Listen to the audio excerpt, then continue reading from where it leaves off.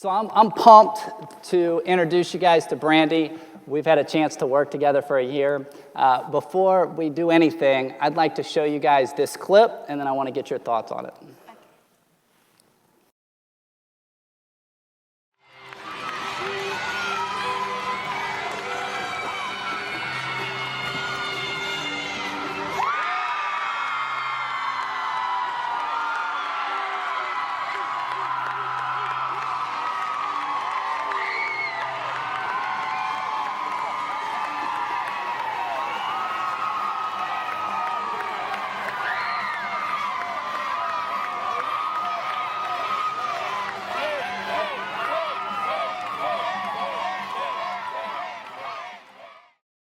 So when you see that, thoughts?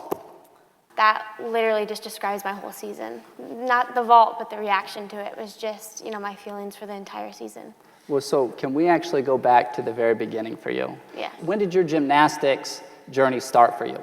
I started when I was 3. I followed my sister was in gymnastics, my cousin was in gymnastics, and so it was just kind of something that you just did, So I started when I was 3 in the little parent-taught classes. And is that normal to start the sport that early? Yeah, it's definitely normal. I mean, there's so much that you have to learn and grow, and I have a couple teammates who started when they were 10, and that's pretty lucky. To get to the level that we're at now and start so late, that's very rare. Because when is a gymnast's prime? Definitely like right before college. If you go to the Olympics, it's right before college, and so it's usually like 16, 17, 18.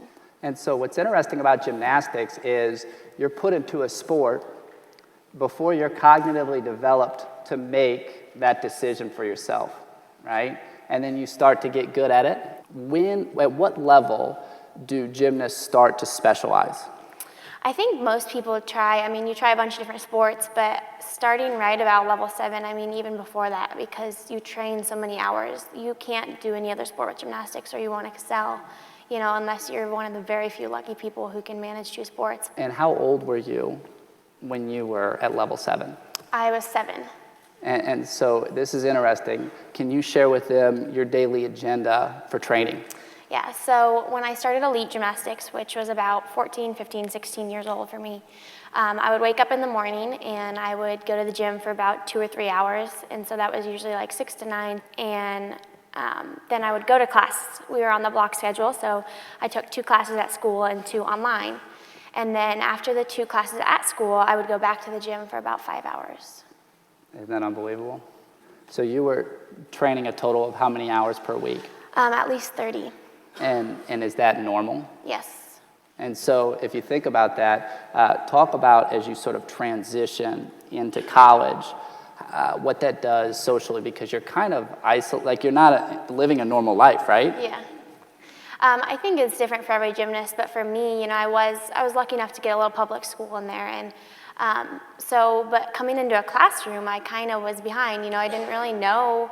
I was gone so much for national team camps. I was gone once a week every month in high school, and so I got to class, and it was like I didn't really know how to take notes or take tests And so, Dana jumped right on and helped me, but it's just different because you miss things, I think I told you I missed my high school graduation for a competition, and so you just miss some of the normal things, but I definitely wouldn't trade it for anything. And you make a lot of sacrifices. Yes.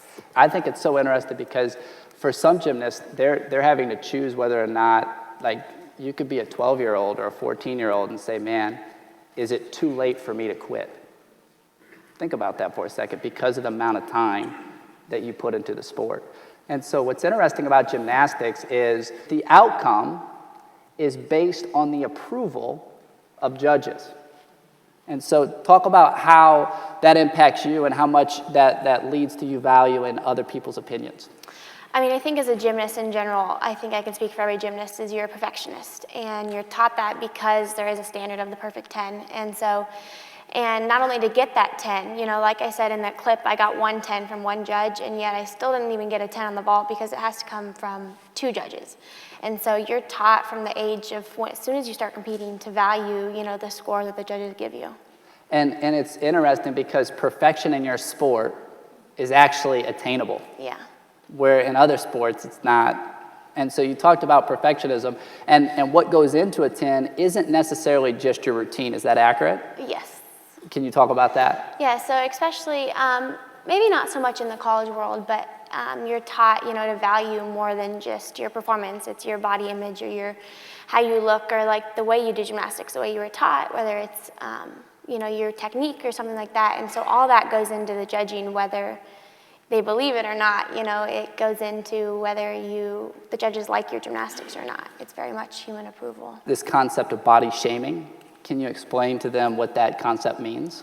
Yeah, I think, even outside of gymnastics, people deal with it, but it's a little more magnified, I think, with our sport. We're out there in front of leotards, in front of thousands of people, half naked, pretty much, and it's just, you're taught to value what your body looks like, and whether that's losing weight. I've been in situations where I got sick one time, and I lost 10 pounds. I dropped it in a day, and my coach thought I looked fabulous. And meanwhile, he didn't even know that I was sick. And so it's very important, what your body looks like and how your coaches make you feel and everything. And so when they tell you look great and you drop 10 pounds, there's a want to repeat that behavior, right? Yeah.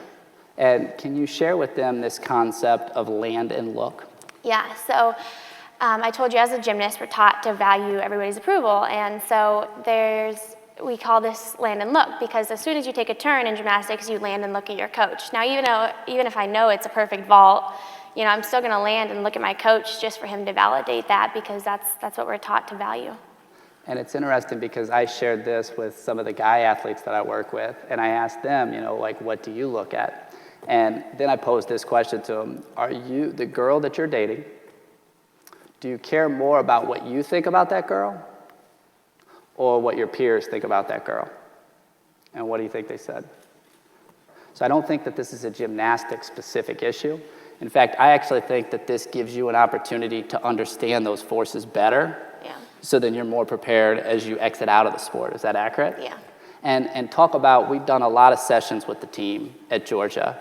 Talk about how those discussions have helped you. It's huge. I don't think you would ever think that you could get 16 girls on a team to love each other completely. And I thought that was crazy. Brett walked in, I'm like, yeah, okay. But we do. And, like I said, just the excitement, you can see it in my vault, and every single one of my teammates were just as excited as I was, and if they weren't there, and just the relationships that we built. And that was hard for me this year, is to build those relationships and to be patient. And, I'm one of those people who, if you tell me to do something, I'm going to get it done right away. And so I have no patience when it takes some people slower, and that was hard work for me this year, but it was worth it. It was worth it to be patient with all these girls and just to invest my time with them. And it was amazing to see the evolution. And what I think is cool is Dana at Georgia, the head coach, and the University of Florida, they're doing some of these same things to help people process the forces that the sport provides and repurpose those into becoming stronger. And it's exciting because you're actually going into coaching. Yes. And so how do you think what you've gone through, is going to impact what you do in the gym? I think just watching Dana and the way she's coached us, and Phil and Jay, and just learning the stuff that I learned this year. I've learned a lot through college, but just working with you this year and realizing, like I said, why I do gymnastics, and it's more than just a sport. You helped us find our purpose as people. And so for me, it's wanting to go into coaching because of all the things that I was taught, and being able to teach the kids that, hopefully I get to coach the right way instead of, some of the ways that other people went through gymnastics. How cool is that she's going to be a future builder for the sport? Let's give it up for Brandie for being vulnerable and honest.